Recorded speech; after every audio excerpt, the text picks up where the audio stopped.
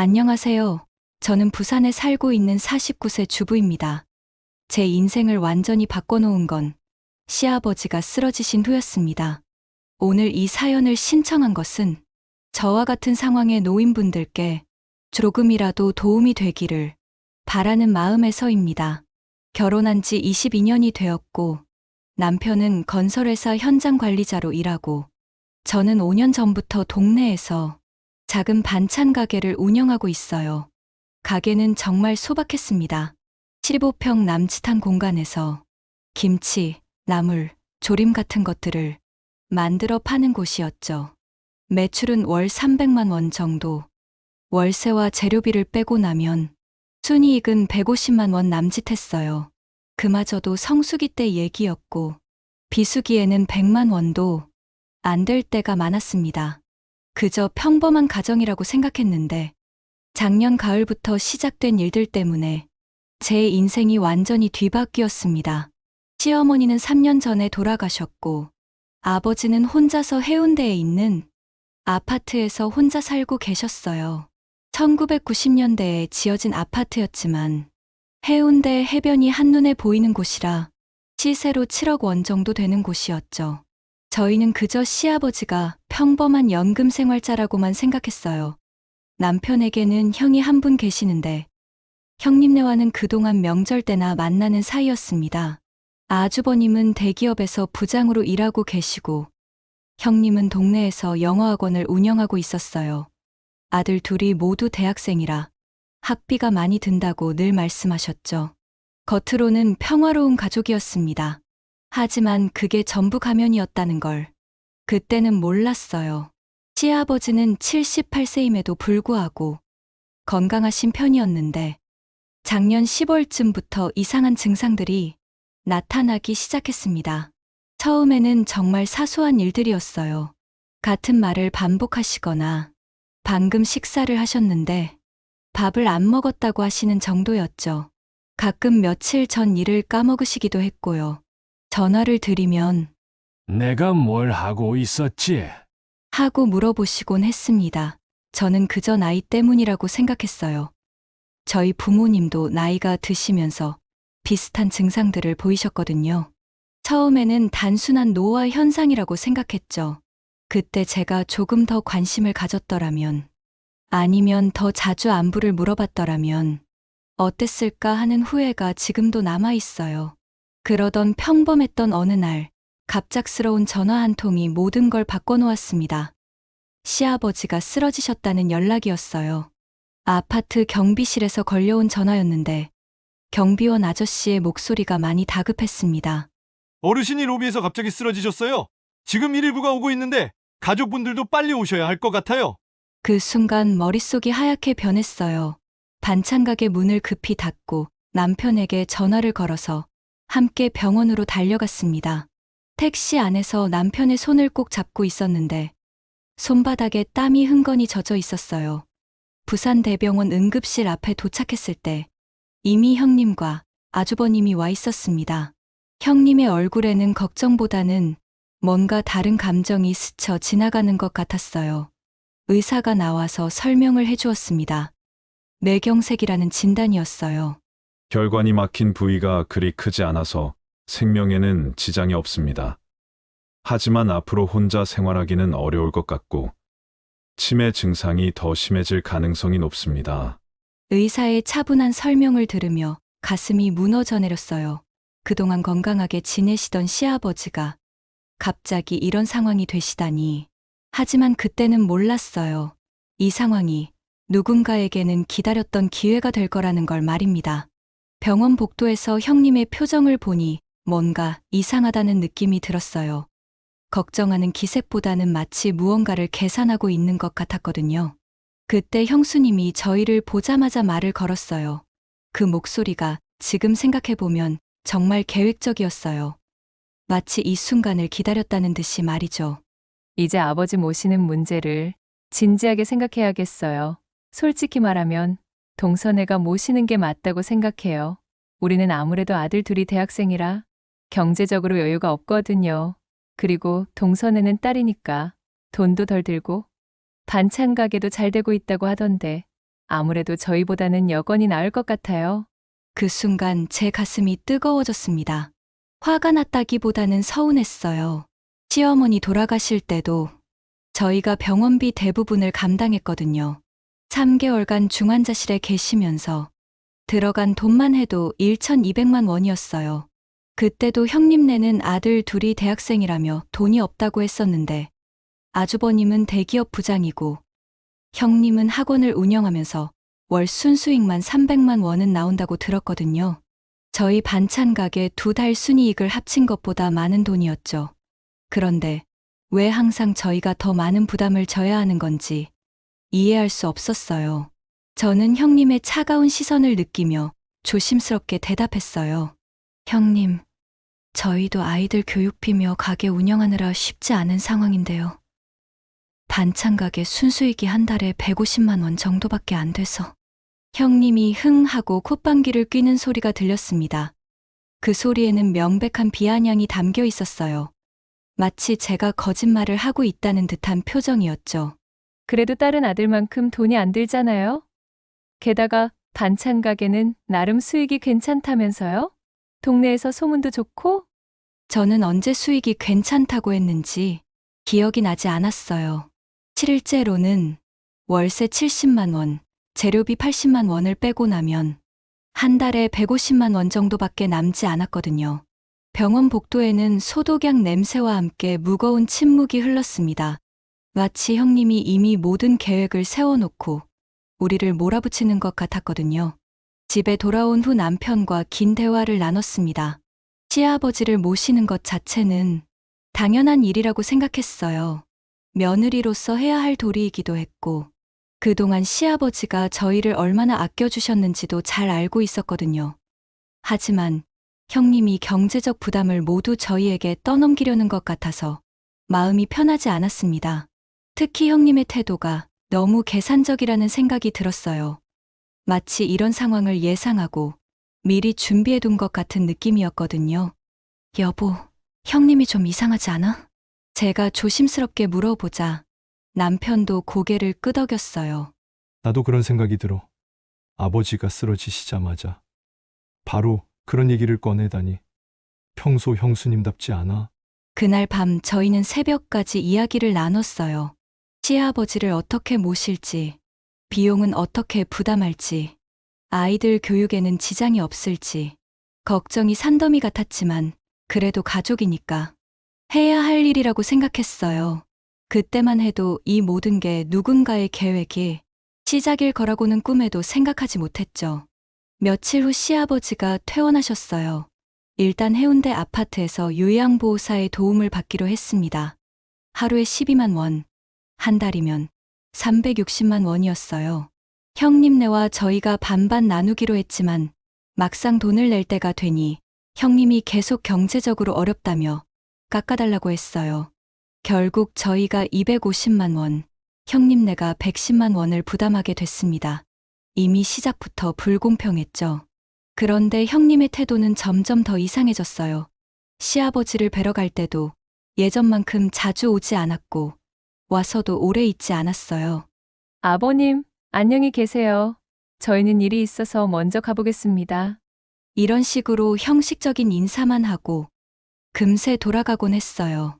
반면 저는 가게 일이 끝나면 거의 매일 시아버지를 찾아뵀어요. 혼자 계시는 것 같아서 안쓰러웠거든요. 요양보호사 선생님이 계시긴 했지만 가족이 자주 와주는 게 어르신께도 좋을 것 같았어요. 12월 중순쯤 상황이 더 심각해졌어요. 요양보호사 선생님이 다급한 목소리로 전화를 주셨습니다. 목소리에 걱정이 가득했어요. 사모님, 어르신이 자꾸 밖으로 나가려고 하세요. 어젯밤에도 새벽 3시에 집을 나가셨다가 경비 아저씨가 데려다 주셨어요. 혼자 두기에는 너무 위험할 것 같아요. 치매 증상이 더 심해지신 것 같아요. 길을 잃으실 수도 있고 다치실 수도 있는 상황이었죠. 이제는 24시간 간병이 필요한 상황인 것 같습니다. 비용은 하루 20만 원, 한 달이면 600만 원이었어요. 저희에게는 정말 큰 돈이었습니다. 반찬 가게 순수익의 4배에 달하는 금액이었거든요. 형님은 여전히 우리는 정말 돈이 없다고 했고, 결국 저희가 400만 원, 형님네가 200만 원을 부담하기로 했습니다. 그런데 형님은 그 200만 원도 늦게 주거나 아예 안 주는 경우가 많았어요. 매번 이번 달은 학원 상황이 안 좋아서 좀 늦어질 것 같아요 라고 하면서 말이죠. 저희가 독촉해야만 겨우 내주는 상황이었어요. 정말 답답했지만 시아버지를 위해서라면 어쩔 수 없다고 생각했어요. 새해가 되고 1월 말쯤 시아버지에게서 예상치 못한 전화가 왔어요. 목소리가 평소보다 훨씬 또렷했습니다. 치매 증상이 심해졌다가도 가끔씩 이렇게 정신이 맑아지실 때가 있었거든요. 의사 선생님 말로는 일시적 회복이라고 하는 현상이라고 했어요. 하지만 그날 시아버지의 말씀은 제 등골을 서늘하게 만들었어요. 얘야, 내가 너희한테 미안해서 어떡하냐. 나 때문에 돈이 많이 들어가는데. 그런데 둘째야, 큰며느리에게 맡긴 내 통장이랑 서류 관리를 잘 하고 있는지 모르겠구나. 그 말을 듣는 순간 심장이 쿵 내려앉았습니다. 형님이 시아버지의 재산을 관리하고 있다는 걸 그때 처음 알았거든요. 언제부터 그랬는지, 왜 저희에게는 말하지 않았는지 의문이 들었어요. 뭔가 불길한 예감이 스쳐 지나갔습니다. 혹시 형님이 시아버지가 아프신 틈을 타서 뭔가 꾸미고 있는 건 아닐까요? 그동안 형님의 이상한 행동들이 하나씩 떠올랐어요. 시아버지를 자주 보러 오지 않는 것, 돈을 제때 내지 않는 것, 그리고 계속 경제적으로 어렵다고 하는 것, 모든 게 연결되는 것 같았어요. 다음 날 남편과 함께 시아버지를 찾아뵈었습니다. 그날따라 시아버지는 정신이 완전히 또렷하셨어요. 마치 치매 증상이 전혀 없으신 것처럼 말이에요. 간병인 선생님이 잠깐 자리를 비운 사이 시아버지가 목소리를 낮춰서 충격적인 말씀을 하셨습니다. 내가 너희들한테 해야 할 말이 있다. 이거 아무한테도 말하면 안 된다. 큰며느리가 내 통장 3개를 가져갔는데 거기에 얼마가 들어있는지도 모르겠고 내 이름으로 된 부동산이 몇 개 있는데 제대로 확인을 못하고 있어. 지난주에 큰며느리가 전화로 누구한테 아버지 명의로 된 건물 처분하는 게 어떻겠냐고 하는 소리를 들었거든. 내가 잠든 줄 알고 거실에서 전화했나 보더라. 아주 예전에 큰 집이니 너희랑 같이 할 줄 알고 아무 생각 없이 큰며느리에게 준 건데. 남편이 놀란 목소리로 대답했습니다. 건물이요? 그런 걸 맡기면서 왜 말씀 안 하셨어요? 그리고 설마요, 잘못 들으셨을 거예요. 아버지를 위해서 좋은 일을 해주시려고 하신 거겠죠?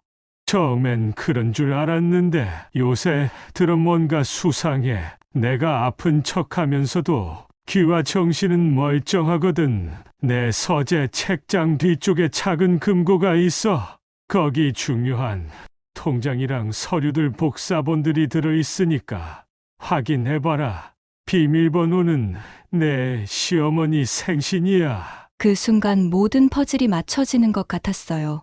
형님이 왜 그렇게 적극적으로 시아버지를 저희가 모시라고 했는지, 간병에 관해서는 별로 관심을 보이지 않는지, 모든 게 시아버지의 재산과 관련이 있었던 거예요. 시아버지를 저희에게 맡겨놓고 자신은 재산 관리를 통해 뭔가를 꾸미고 있었던 거죠. 심장이 두근거리는 가운데 서재로 들어갔습니다. 책장 뒤쪽을 살펴보니 정말로 작은 전자금고가 숨겨져 있었어요. 비밀번호를 누르니 삐 소리와 함께 열렸습니다.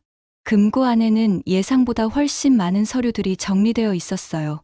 통장 사본들, 부동산 등기부등본, 보험증서 복사본들, 그리고 손글씨로 쓰인 유언장 초안까지 있었습니다. 서류들이 날짜별로 깔끔하게 정리되어 있는 걸 보니 시아버지가 평소에 얼마나 꼼꼼하게 재산을 관리하셔왔는지 알 수 있었어요. 서류들을 하나씩 확인할 때마다 입이 벌어졌습니다. 시아버지 명의로 된 부동산만 해도 해운대 아파트 7억, 서면의 상가 건물 5억, 기장에 땅 3억까지 총 15억 원어치가 있었어요.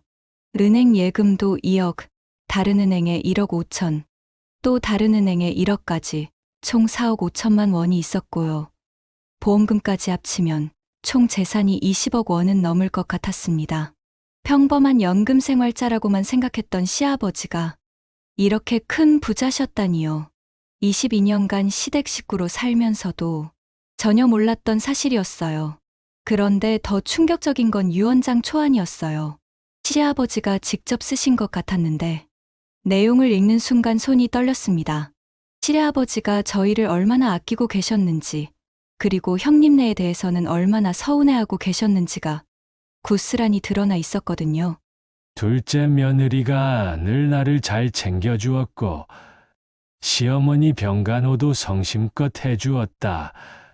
큰아들네는 돈만 달라고 하고 얼굴도 잘 안 비춘다. 내 재산 중 절반은 둘째에게, 나머지 절반은 큰아들에게 주되 큰며느리가 나를 제대로 돌보지 않으면 그 몫도 둘째에게 준다. 유언장을 읽으면서 눈물이 났어요. 시아버지가 그동안 저희를 정말 자식처럼 생각하고 계셨다는 걸 느낄 수 있었거든요. 반면 형님네에 대한 서운함도 고스란히 드러나 있었어요. 그동안 형님네가 시아버지께 어떻게 했는지, 왜 시아버지가 이런 마음을 갖게 되셨는지 알 것 같았어요. 남편이 서류를 보더니 깊은 한숨을 쉬었습니다. 이걸 형이 알면 큰일 나겠네. 왜? 아버님이 정신이 또렷하실 때 쓰신 거잖아. 그리고 이게 아버님의 진짜 마음이신 것 같은데. 저는 남편의 말이 이해가 안 됐어요. 시아버지가 정당하게 본인 재산을 처분하고 싶다고 하시는데 왜 형네 눈치를 봐야 하는지 모르겠더라고요. 오히려 형님이 시아버지 모르게 재산을 건드리는 게 더 문제 아닌가 싶었어요. 하지만 남편은 계속 걱정스러워했어요. 가족 간에 갈등이 생기는 걸 원하지 않았던 거죠. 2월 초 평소에 찾아온 적 없던 형님이 갑자기 저희 집으로 찾아왔습니다. 오전 10시쯤 인터폰이 울렸는데 목소리가 뭔가 예사롭지 않았어요. 평소보다 훨씬 딱딱하고 차가운 어조였거든요. 현관문을 열었을 때부터 형님의 분위기가 심상치 않았습니다. 거실에 앉은 형님은 차를 한 모금 마시더니 바로 본론을 꺼냈어요. 평상시처럼 안부를 묻거나 날씨 얘기를 하지도 않고 말이에요. 마치 뭔가를 떠보려는 것 같았습니다. 동서, 아버님이 요새 이상한 소리를 하시지 않아? 예전보다 더 심해지신 것 같던데. 이상한 소리요? 어떤 말씀을 하시는데요? 형수님의 말투에 뭔가 탐색하는 느낌이 들었습니다. 마치 제가 뭘 알고 있는지 떠보는 것 같았어요. 자기 재산이 어떻게 됐는지 모르겠다고 서류를 찾아달라고 그러시더라고요. 통장이 어디 갔냐고도 하시고 치매 때문에 헛소리 하시는 것 같은데. 형님이 잠깐 멈췄다가 다시 말했습니다. 목소리에 확신이 담겨 있었어요. 요새 많이 심해지셨어. 방금 전에 밥 먹었는데 밥 안 먹었다고 하시는 그런 거 있잖아. 아, 그런 말씀을 하셨나 보네요. 가끔 그러시긴 해요. 형님의 목소리가 더 날카로워졌습니다. 마치 저를 신문하는 것 같았어요. 혹시 아버님이 동서한테 뭔가 부탁한 거 있어요? 서류를 찾아달라거나 뭘 확인해달라거나? 괜히 치매 걸린 사람 말 듣고 쓸데없는 일 하지 말았으면 좋겠는데 괜히 가족 간에 오해만 생기잖아요. 그 순간 형님이 뭔가 눈치채고 있다는 생각이 들었습니다. 하지만 저는 아무것도 모르는 척했어요. 아직 확신이 서지 않았거든요. 아니에요. 특별히 부탁하신 건 없어요. 그냥 가끔 옛날 얘기하시는 정도요. 형님은 그날 1시간 정도 더 있다가 돌아갔는데 계속 시아버지 얘기만 했어요. 치매가 심해서 헛소리를 한다는 말을 몇 번이나 반복하더라고요. 마치 저에게 그 말을 각인시키려는 것 같았습니다. 그리고 나가면서 이상한 말을 했어요. 동서, 아버님이 혹시 이상한 말씀하시면 바로 연락 주세요. 치매 환자는 가족들이 잘 관리해야 하거든요. 괜히 헛소리에 휘둘리면 안 되잖아요. 형님이 돌아간 후 저는 더욱 확신이 들었어요. 분명히 형님이 뭔가를 숨기고 있다는 걸 말이에요. 왜 그렇게 시아버지의 말씀을 헛소리라고 치부하려고 하는지, 왜 저에게 그런 얘기를 하지 말라고 하는지 모든 게 의심스러웠어요. 며칠 후 시아버지에게서 다시 전화가 왔습니다. 목소리에 불안감이 가득했어요. 아가, 큰며느리가 어제 와서 내 서재를 뒤지더라. 뭔가 찾는 것 같던데 말이야. 그런데 내가 금고 얘기는 안 했는데 책장 쪽을 계속 보더라고. 뭔가 수상하다. 서재를요? 뭘 찾으셨대요? 모르겠어.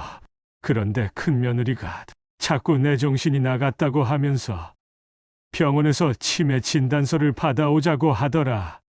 정신과에 가서 검사를 받아보자고. 그 말을 듣고 정말 소름이 돋았습니다. 혹시 형님이 시아버지를 치매 환자로 만들어서 재산을 마음대로 처분하려는 건 아닐까 싶었거든요. 모든 퍼즐이 맞춰지기 시작했어요.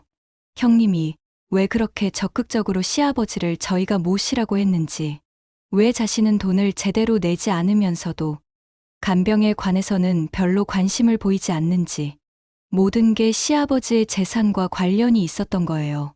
큰며느리가 뭔가 꾸미고 있는 게 맞는 것 같다. 일단 은행에 같이 가서 내 통장들이 어떻게 되고 있는지 확인해보자. 그리고 변호사 선생님도 만나봐야겠어. 시아버지의 목소리에는 분노보다는 실망감이 더 크게 담겨 있었어요. 그동안 큰며느리를 믿고 재산 관리를 맡겼는데 배신당했다는 느낌이셨을 거예요. 3월 첫째 주, 시아버지와 함께 은행을 방문했습니다. 시아버지는 그날따라 정신이 완전히 또렷하셨어요. 마치 치매 증상이 전혀 없으신 것처럼 말이에요. 은행 직원이 통장 거래 내역을 출력해줬는데 그 내용을 보고 정말 충격을 받았습니다. 지난 3개월 동안 시아버지 통장에서 총 8천만 원이 인출되어 있었습니다. 은행 직원이 조심스러운 말투로 설명했습니다. 통장 관리를 다른 분이 하고 계신 것 같은데 정확한 내역은 그분에게 문의하셔야 할 것 같습니다. 본인이 아닌 분이 인출하신 내역이 대부분이거든요. 시아버지가 목소리를 높였습니다. 은행 안이 조용했는데도 전혀 신경 쓰지 않으셨어요. 내 돈인데 내가 왜 다른 사람한테 물어봐야 하나? 이게 말이 되나? 은행 직원이 당황해서 주변을 둘러봤어요. 다른 고객들도 저희를 쳐다보기 시작했습니다. 시아버지의 분노가 얼마나 큰지 느낄 수 있었어요. 그날 오후 변호사 사무실을 찾아갔습니다. 시아버지의 상황을 설명하니 변호사님의 표정이 심각해졌습니다. 어르신께서 치매 진단을 받으시기 전에 유언장을 정식으로 작성해 두시는 게 좋겠습니다. 지금처럼 의식이 또렷하실 때 해두셔야 나중에 문제가 안 생겨요. 변호사님이 잠깐 멈췄다가 좀 더 신중한 어투로 덧붙였습니다. 그리고 재산 관리도 신중하게 결정하셔야 해요. 가족 간에 재산 분쟁이 생기면 정말 오랫동안 고생하거든요. 특히 치매 진단을 받으신 상황에서는 더욱 조심해야 해요. 그럼 내가 큰며느리한테 맡긴 통장들을 다시 가져올 수 있을까요? 물론입니다. 본인 명의 재산은 본인이 관리할 권리가 있어요. 다만 현재 통장을 관리하는 분이 동의하지 않으면 절차가 복잡해질 수도 있어요. 하지만 법적으로는 문제 없습니다. 변호사님과의 상담을 마치고 나오면서 시아버지가 말씀하셨어요. 이제 큰며느리와 정면으로 맞서야 할 때가 온 것 같구나. 더 이상 눈 감고 있을 수는 없어. 그 주 토요일 드디어 폭풍이 몰아쳤습니다. 시댁에서 가족 모임이 있었는데 시아버지 건강 문제를 의논한다고 형님이 제안한 거였어요. 해운대 아파트 거실에 모두 모였는데 공기 자체가 무거웠습니다. 마치 폭풍 전야 같은 느낌이었어요. 형님은 평소와 달리 표정이 굳어 있었고 아주버님도 어색해 보였어요. 형님이 먼저 입을 여셨는데 목소리에 확신이 차 있었어요. 마치 이미 결론을 내놓은 것 같았습니다. 아버지 상태가 많이 안 좋아지신 것 같아요. 치매 증상도 심해지시고 혼자서는 아무것도 못 하시잖아요. 형님의 목소리가 날카로워졌습니다. 자기 통장을 누가 가져갔다고, 돈이 없어졌다고 그러시더라고요. 방금 전에 밥 먹었는데 밥 안 먹었다고 하시는 것처럼요. 완전히 헛소리죠. 치매가 심해지면 이런 망상 증상이 나타나거든요. 시아버지는 소파에 앉아서 조용히 듣고 계셨는데 갑자기 입을 여셨습니다. 목소리가 평소보다 훨씬 힘이 있었어요. 헛소리가 아니라 내가 너희들을 믿고 관리하라고 맡긴 거 아니었냐? 그리고 내 통장에서 돈이 빠져나간 걸 내가 직접 은행에서 확인했다. 순간 거실이 조용해졌습니다. 형님이 당황한 듯 하고 작은 소리를 냈어요. 시아버지가 은행에 직접 갔다는 사실을 모르고 있었던 거죠. 아버님, 그 돈은 다 아버님 간병비로 쓴 거예요. 병원비며 여러 가지로 들어간 거라고요. 형님이 목소리를 높이며 말했습니다. 영수증도 다 있고요. 제가 하나하나 꼼꼼히 관리하고 있어요. 시아버지가 몸을 움직이는 소리가 들리더니 형님 쪽을 향해 또렷하게 말씀하셨습니다. 간병비가 3개월에 8천만 원이나 나와. 하물며 간병인 월급이 600만 원인데 8천만 원이 어떻게 나오나? 그 순간 거실의 공기가 얼어붙었습니다. 형님이 그게 하며 말을 더듬었어요. 시아버지가 정확한 금액까지 알고 계신다는 걸 그제야 깨달은 것 같았습니다. 형님의 얼굴이 하얗게 변했어요. 형님이 당황한 목소리로 변명했습니다. 아버님, 병원비며 여러 가지가 들어갔어요. 그리고 아버님 드실 보약이며 영양제며 생각보다 돈이 많이 들어가더라고요. 시아버지의 목소리가 더 단호해졌습니다. 그럼 영수증을 보여줘봐. 8천만 원이나 되는 돈을 썼으면 영수증이 있을 거 아니야. 지금 당장은 없는데 다음에 가져다 드릴게요. 없긴 뭐가 없어. 내 돈 쓴 건데 영수증이 없을 리가 있나? 말이 안 되지. 분위기가 점점 험악해졌습니다. 아주버님은 계속 조용히 있었고 남편도 뭐라고 말하지 못하고 있었어요. 거실에는 시계 소리만 똑딱거렸습니다. 시아버지가 소파에서 일어나는 소리가 들리더니 결정적인 말을 하셨습니다. 오늘부터 내 통장은 내가 직접 관리할 거다. 내 돈인데 내가 관리하는 게 당연하지. 잠깐의 침묵 후 시아버지가 형님을 향해 단호하게 말씀하셨어요. 내일까지 통장이랑 인감 다 가져와. 그리고 그동안 뭘 어떻게 썼는지 영수증도 가져오고. 형님이 급하게 반박했습니다. 목소리가 떨리고 있었어요. 아버님, 지금 정신 상태가 온전하지 않으시잖아요. 치매 걸리신 분이 혼자서 통장을 관리하시면 위험해요. 형님의 목소리가 더 절박해졌습니다. 이런 중요한 결정을 혼자서 하시면 안 되죠. 가족들이 함께 의논해서 결정해야 해요. 시아버지가 목소리를 더 높였습니다. 정신 상태가 온전하지 않다고. 그럼 내가 지금 무슨 소리를 하고 있는지도 모른다는 게냐? 내가 바보처럼 보인다는 거냐? 그게 아니라 됐다, 그만해라.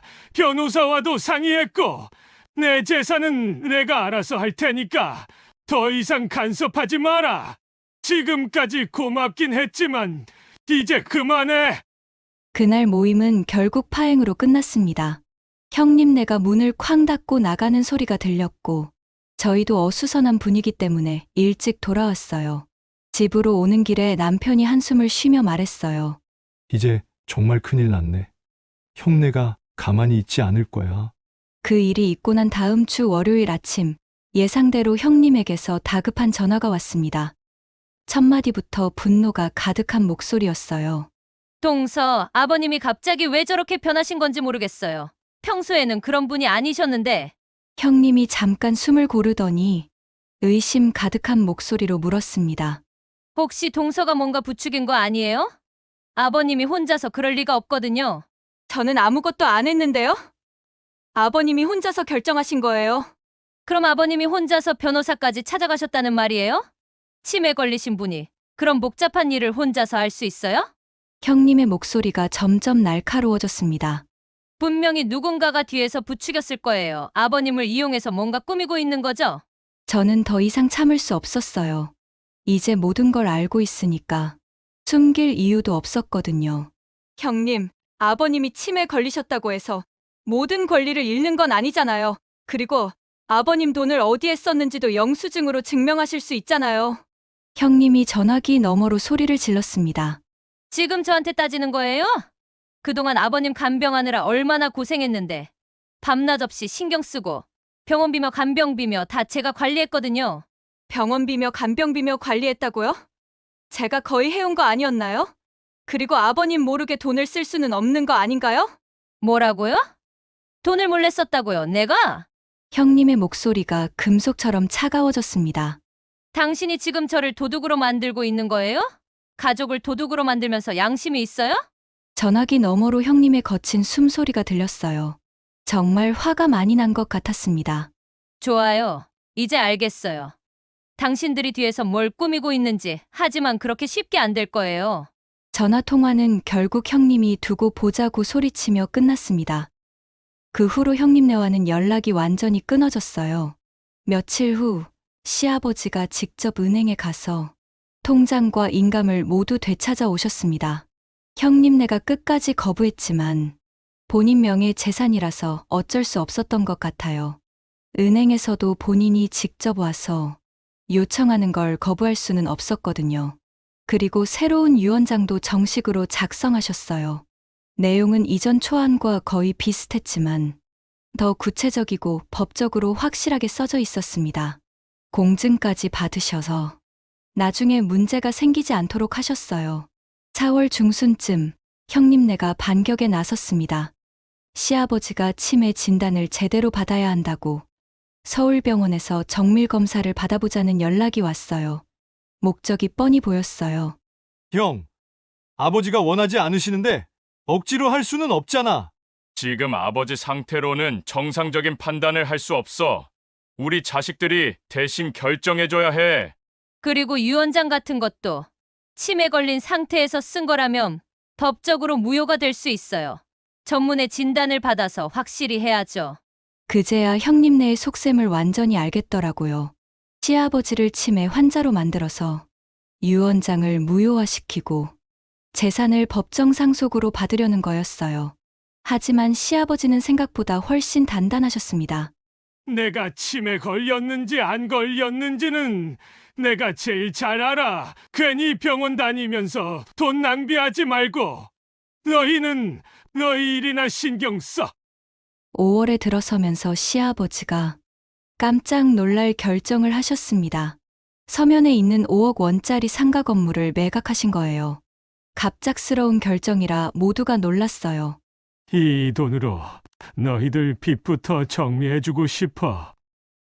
전세 대출도 갚고 아이들 대학 등록금도 미리 마련해놓고 어차피 내가 죽으면 너희들 몫이 될 텐데 미리 주면 뭐가 문제냐.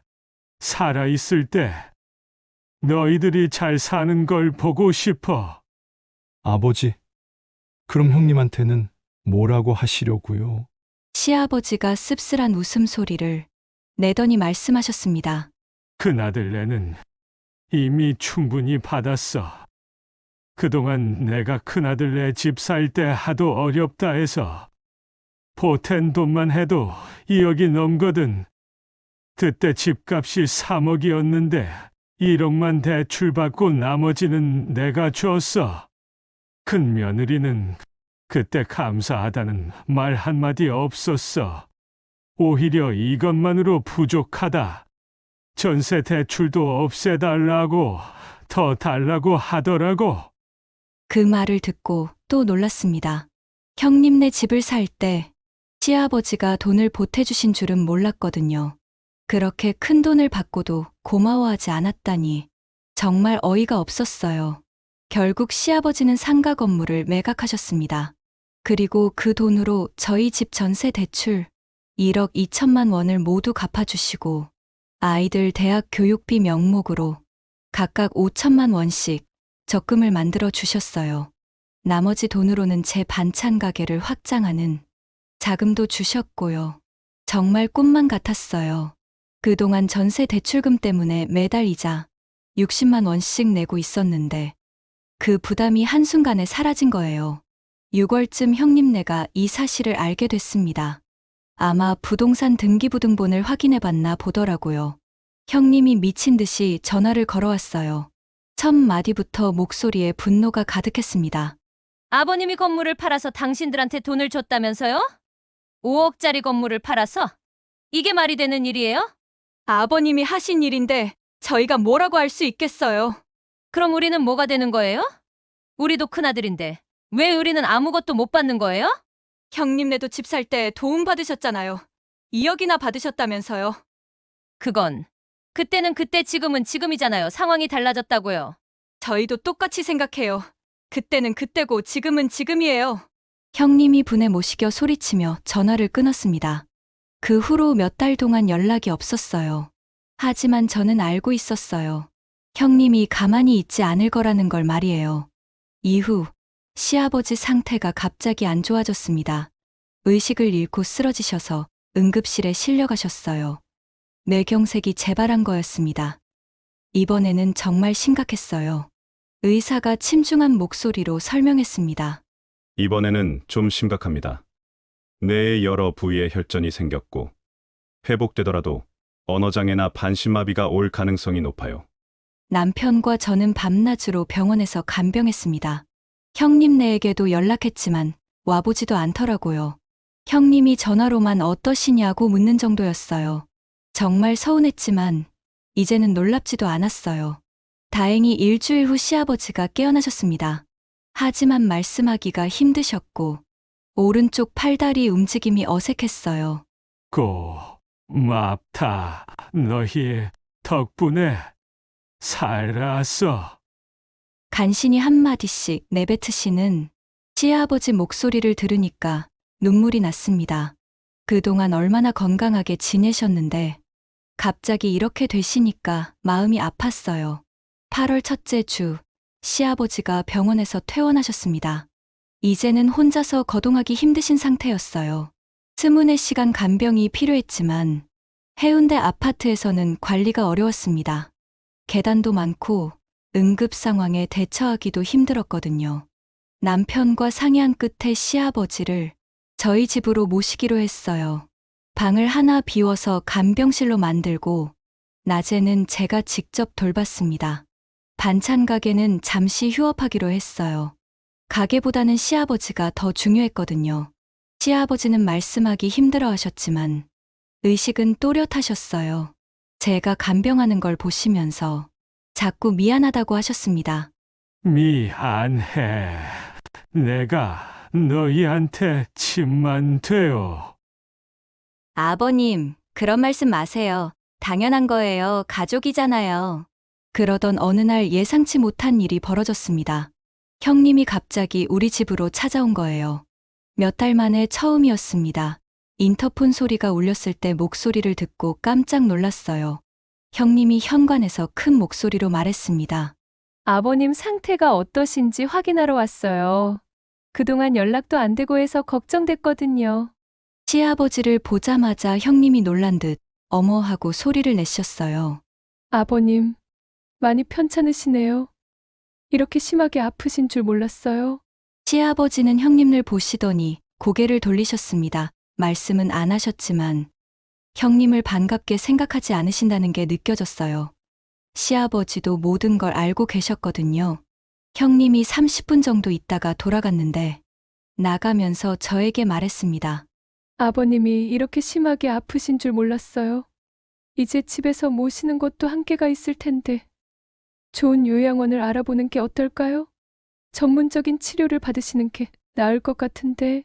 형님의 목소리에 뭔가 계산하는 느낌이 들었어요. 마치 시아버지를 요양원에 보내서 멀리 떨어뜨려 놓으려는 것 같았습니다. 아직은 집에서 충분히 돌볼 수 있어요. 그래도 전문적인 치료가 필요하잖아요. 집에서는 한계가 있어요. 그 후로 형님이 자주 연락을 했어요. 시아버지 상태를 물어보면서 계속 요양원 얘기를 꺼내더라고요. 하지만 저는 절대 그럴 생각이 없었어요. 시아버지가 원하지 않으셨거든요. 10월 초 시아버지가 갑자기 제 손을 잡으시더니 힘겹게 말씀하셨습니다. 금고 다시 열어봐. 아버님, 금고요? 새로운 서류 넣어뒀어. 남편과 함께 해운대 아파트로 가서 금고를 다시 열어봤어요. 그 안에는 정말로 새로운 서류가 들어 있었습니다. 은행 예금 증서와 함께 저희 이름으로 된 증여 계약서였어요. 시아버지가 쓰러지시기 전에 미리 준비해 두신 것 같았습니다. 저희가 모르는 사이에 남은 재산의 대부분을 저희 명의로 증여 처리해 두신 거였어요. 정말 치밀하게 계획하셨더라고요. 서류를 보니 해운대 아파트와 기장 땅, 그리고 예금 8억 원이 모두 저희 명의로 되어 있었습니다. 형님네가 알면 정말 큰일 날 일이었어요. 하지만 시아버지의 깊은 뜻을 알 수 있었어요. 며칠 후 시아버지가 더 힘들어 하시기 시작했습니다. 음식도 잘 드시지 못하시고 잠도 제대로 주무시지 못했어요. 병원에서는 상태가 악화되고 있다고 했습니다. 시간이 많지 않다는 걸 느낄 수 있었어요. 10월 말 형님에게서 또 전화가 왔습니다. 이번에는 목소리가 다급했어요. 아버님 상태가 많이 안 좋으시다면서요? 이제 정말 심각한 것 같던데. 네. 많이 힘들어 하세요. 그럼 이제 진짜로 요양원을 알아봐야겠네요. 집에서는 한계가 있잖아요. 아직은 괜찮아요. 괜찮긴 뭐가 괜찮아요? 전문 간병이 필요한 상황인데 동서 혼자서는 감당이 안 될 거예요. 형님의 목소리가 강해졌습니다. 그리고 아버님 재산 정리도 이제 해야 할 것 같은데요? 혹시라도 무슨 일이 생기면 큰일이잖아요. 그 말을 듣는 순간 형님의 진짜 속셈을 알겠더라고요. 시아버지가 돌아가시기 전에 재산을 확보하려는 거였어요. 정말 끝까지 돈만 생각하는구나 싶었어요. 형님, 아버님이 살아계시는데 그런 얘기를 하시면 안 되죠. 현실적으로 생각해봐야죠. 아버님도 이제 의식이 흐릿하시고 언제 무슨 일이 생길지 모르잖아요. 아버님은 의식이 또렷하세요. 그런가요? 그럼 우리가 직접 가서 확인해 보겠어요. 다음 날 형님과 아주버님이 함께 저희 집에 왔습니다. 시아버지를 보자마자 형님이 과장되게 놀라는 소리를 냈어요. 아버님, 이게 뭐예요? 이렇게 많이 야위셨네요. 얼굴이 완전히 달라지셨잖아요. 시아버지는 형님을 보시더니 고개를 돌리셨습니다. 여전히 형님을 반갑게 생각하지 않으셨어요. 형님이 시아버지께 물어봤습니다. 아버님, 저 누군지 아세요? 큰며느리예요. 큰 며느리. 그럼 오늘이 몇 월 며칠인지 아세요? 시아버지가 대답을 안 하시자 형님이 저를 보며 의미심장한 표정을 지었습니다. 봐요. 의식이 흐릿하시잖아요. 날짜도 모르시고. 아버님이 말씀하기 힘들어 하실 뿐이에요. 귀찮아서 대답 안 하시는 거예요. 어쨌든 이제 전문적인 돌봄이 필요한 상황이에요. 집에서는 한계가 있다고요. 아주버님도 끼어들었습니다. 네 형수 말이 맞아. 아버지를 집에서 계속 돌보는 건 무리야. 너희도 힘들고. 아주버님, 저희가 아직은 충분히 돌볼 수 있어요. 그런 게 아니라 아버님을 위해서라도 전문 시설이 나아요. 재활 치료도 받으실 수 있고. 그때 시아버지가 갑자기 힘을 내서 말씀하셨습니다. 여기 좋아. 며느리가 잘 돌봐줘. 형님이 당황한 표정을 지었어요. 요양원 싫어. 여기 있을래. 아버님, 거기가 더 좋은 치료를 받을 수 있어요. 의사도 있고, 간호사도 24시간 있고. 싫어. 며느리가 좋아. 여기 편해. 형님과 아주버님은 그날 1시간 정도 더 있다가 돌아갔습니다. 나가면서 형님이 저에게 속삭였어요. 동서, 솔직히 말해서 아버님 돌보는 게 쉽지 않을 거예요. 나중에 후회하지 말고 미리 생각해 보세요. 11월에 들어서면서 시아버지 상태가 더 악화됐습니다. 식사도 거의 못 하시고 대부분의 시간을 누워서 보내셨어요. 병원에서는 시간이 많지 않을 거라고 했습니다. 하루하루가 소중한 시간이었어요. 11월 중순, 드디어 형님의 진짜 목적이 드러났습니다. 형님이 변호사를 데리고 우리 집에 온 거예요. 정말 끝까지 포기하지 않더라고요. 이분은 변호사님이에요. 아버님 재산 관리에 대해 상의하러 왔어요. 변호사가 공식적인 말투로 설명했습니다. 어르신의 현재 상태로는 재산 관리가 어려우실 것 같습니다.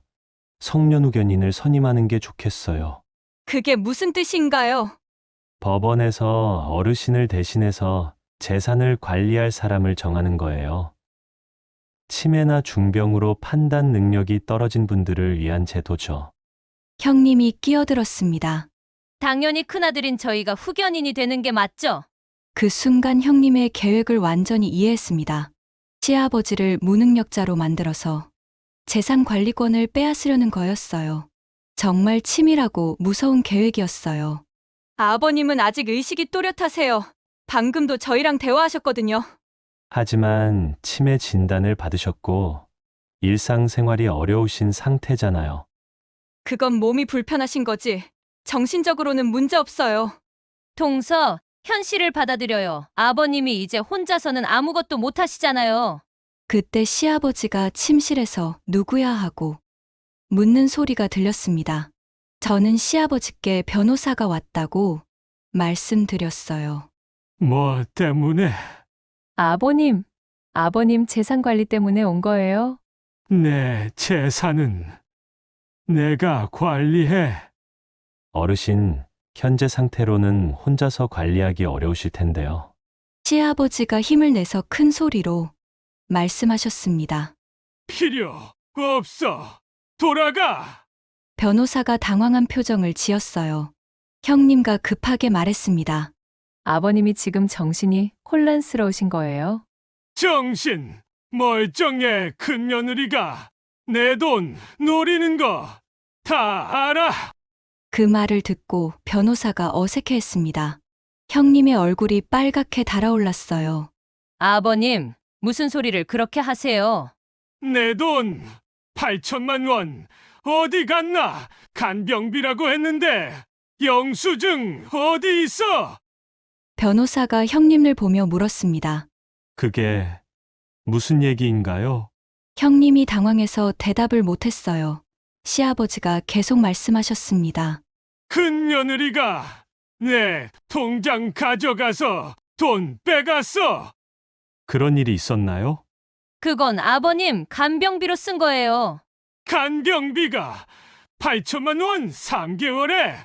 변호사가 점점 어색해하더니 결국 다음에 다시 오겠다고 하면서 돌아갔습니다. 형님도 화가 나서 뒤따라 나갔어요. 시아버지는 끝까지 의연하셨어요. 그 후로 형님과 더 자주 와서 시아버지를 괴롭혔습니다. 계속 요양원에 가야 한다고 하거나 재산 관리를 맡겨야 한다고 했어요.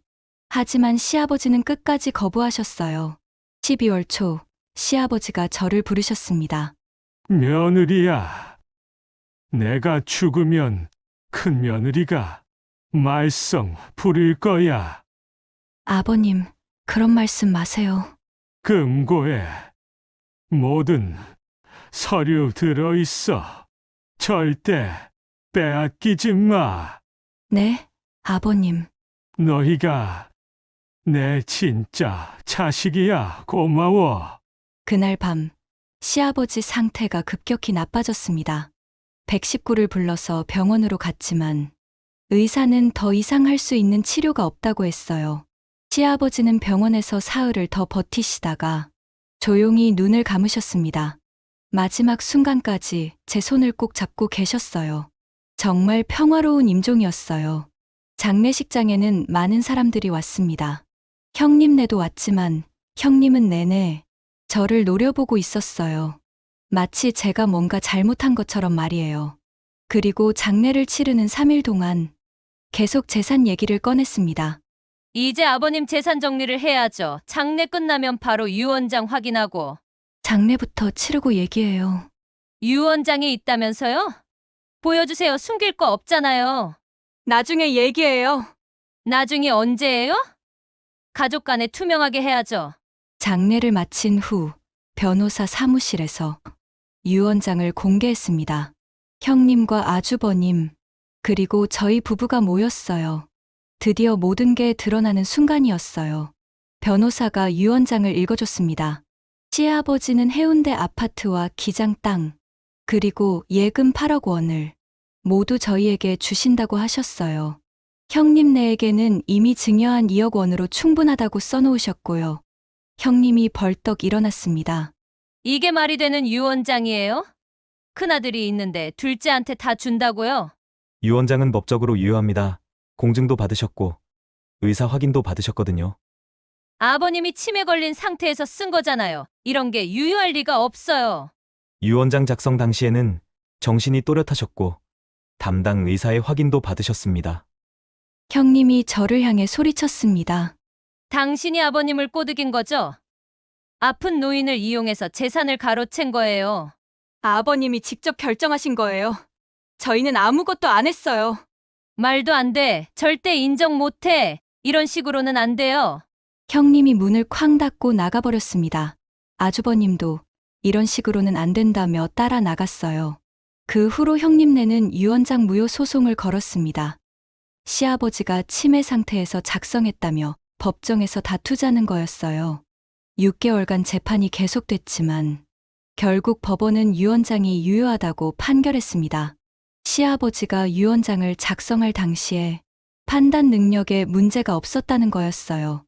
하지만 진짜 사이다는 그 후에 시작됐어요. 재판 과정에서 형님의 모든 비리가 드러났거든요. 형님이 시아버지 통장에서 빼간 8천만 원의 행방이 완전히 밝혀졌습니다. 간병비는 고작 1천만 원이었고 나머지 8천만 원은 형님이 자신의 학원 운영 자금으로 썼다는 게 드러났어요. 더 충격적인 건 형님의 휴대폰에서 나온 카카오톡 메시지였습니다. 재판 과정에서 증거로 제출된 메시지들이었어요. 시아버지가 치매 걸려서 다행이야. 이제 재산 관리를 우리가 할 수 있어. 둘째네한테는 절대 안 넘겨줄 거야. 유언장만 없애면 법정 상속으로 절반은 우리가 받을 수 있어. 치매 환자가 쓴 유언장은 무효니까. 둘째 며느리가 시아버지를 집에서 돌본다고? 좋아. 그러면 우리는 재산만 관리하면 돼. 이 메시지들이 법정에서 공개되자 형님은 완전히 궁지에 몰렸습니다. 법원은 형님에게 횡령한 7천만 원을 배상하라고 판결했어요. 게다가 계획적으로 시아버지를 속였다는 이유로 추가 손해배상도 명령했습니다. 형님은 그 후로 친척들 사이에서 완전히 왕따가 됐습니다. 시아버지 제사 때도 오지 않고 다른 가족 모임에서도 사람들이 형님을 피했어요. 시아버지 돈을 횡령한 사람이라는 소문이 동네 전체에 퍼졌거든요. 형님이 운영하던 영어학원에도 타격이 왔어요. 학부모들 사이에서 시아버지 돈을 횡령한 사람이 운영하는 학원이라는 소문이 퍼지면서 아이들이 하나둘씩 그만두기 시작했어요. 처음에는 한두 명이었는데 점점 늘어나더니 결국 절반 이상의 학생들이 떠났습니다. 학부모들은 그런 사람한테 우리 아이를 맡길 수 없다며 등록을 취소했어요. 형님이 아무리 해명해도 소용없었습니다. 이미 법정에서 판결이 났고 카카오톡 메시지까지 공개됐으니까요. 결국 형님은 학원을 정리할 수밖에 없었어요. 그동안 호화롭게 살던 생활도 포기해야 했고요. 학원 월 순수익이 300만 원 정도 되었는데 그것도 없어지니까 갑자기 생활이 어려워진 거예요. 형님은 마트에서 파트타임 일을 시작했어요. 하루 4시간씩 계산대에서 일하는데 월급이 80만 원 정도였습니다. 그전에는 명품 가방 들고 다니면서 여유롭게 살았는데 갑자기 생활이 180도 바뀐 거죠. 아주버님도 직장에서 승진이 늦어졌습니다. 가족 내 갈등이 회사에까지 알려지면서 인사평가에 좋지 않은 영향을 미쳤거든요. 아주버님은 부장 승진이 2년이나 늦어졌어요. 하지만 아이들에게는 죄가 없으니까 시아버지 재산으로 형님네 아이들 학비를 지원해 주었어요.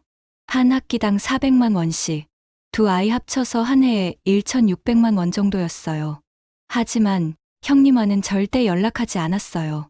아이들과 연락해 작은 엄마가 도와주는 건 너희들을 위해서이지 너희 엄마를 용서해서가 아니다라 분명히 말했어요. 반면 저희는 시아버지께서 주신 재산으로 완전히 새로운 삶을 시작할 수 있었습니다. 먼저 반찬 가게를 크게 확장했어요. 기존 15평에서 50평 규모로 늘리고 직원도 5명 고용했습니다. 김치 제조업 허가도 받아서 대량 생산이 가능해졌어요. 온라인 쇼핑몰도 만들어서 전국 배송을 시작했습니다. 매출이 월 1천만 원까지 늘어났습니다. 예전에 150만 원 벌기도 힘들었던 걸 생각하면 정말 꿈 같은 일이었어요. 아이들 교육도 완전히 달라졌어요. 아들은 학비 걱정 없이 대학 생활을 즐기고 있고, 딸은 강남 대치동 유명 학원도 등록해줬습니다. 예전 같으면 꿈도 못 꿀 일이었죠. 남편도 회사에서 과장으로 승진했어요. 경제적 여유가 생기니까 스트레스가 줄어들고, 일에도 더 집중할 수 있게 됐거든요. 예전에는 매달 생활비 걱정하느라 일에만 매달렸는데, 이제는 여유가 생겨서 부하 직원들도 잘 챙기고 인간관계도 좋아졌어요. 가장 큰 변화는 마음의 여유였어요. 그동안 돈 걱정 때문에 잠 못 이루던 날들이 사라졌거든요. 아이들에게도 돈이 없어서 안 되라는 말을 더 이상 하지 않아도 됐고요. 물론 겸손함은 잃지 않으려고 노력해요. 시아버지께서 주신 은혜를 항상 기억하거든요. 시아버지께서 돌아가신 지 2년이 지난 지금, 저는 정말 감사한 마음으로 살고 있어요. 매년 시아버지 제사 때마다 저는 감사하다고 인사드려요. 저희를 믿고 재산을 맡겨주셔서 고맙다고, 그리고 그 믿음에 어긋나지 않게 잘 살겠다고 약속드려요. 제사상에 시아버지가 좋아하셨던 음식들을 정성스럽게 준비하고 마음을 담아 절을 올려요. 형님은 아직도 가끔 다른 친척들을 통해서 저희 소식을 듣고 있다고 해요. 저희가 잘 살고 있다는 얘기를 들으면 화를 낸다고 하더라고요. 왜 우리는 이렇게 힘들게 사는데 쟤들은 잘 사냐고 푸념한다고 들었어요. 하지만 그것도 이제는 상관없어요. 자신이 한 일의 대가를 받고 있는 거니까요. 저는 시아버지께서 저희에게 주신 사랑과 믿음을 절대 잊지 않을 거예요. 그분이 저희를 진짜 자식처럼 여기셨다는 걸 느낄 때마다 가슴이 뭉클해져요. 형님처럼 욕심만 부리다가는 결국 모든 걸 잃게 된다는 것도 깨달았고요. 사람은 어떻게 사느냐에 따라 복을 받기도 하고 벌을 받기도 하는 것 같아요. 형님은 결국 모든 것을 잃었지만 저희는 시아버지의 사랑 덕분에 모든 것을 얻었어요. 이것이 바로 인과응보가 아닐까 싶습니다. 여러분도 가족 관계에서 어려움을 겪고 계시다면 포기하지 마세요. 진심은 언젠가 통하게 되어 있어요. 그리고 설사 지금 당장 보상받지 못하더라도 언젠가는 반드시 좋은 결과가 있을 거예요. 저처럼 말이에요. 마지막으로 형님에게 하고 싶은 말이 있어요. 아직도 저희를 원망하고 계신다면 그만하세요. 모든 건 형님이 선택한 결과예요. 시아버지를 진심으로 모셨다면 이런 일은 없었을 거예요. 이제라도 반성하시고 남은 인생이라도 바르게 사세요. 오늘의 인생사연 라디오 재밌게 들으셨나요? 댓글로 여러분의 의견을 들려주세요. 여러분들의 구독과 좋아요는 큰 힘이 됩니다. 다음 사연으로 만나요. 감사합니다.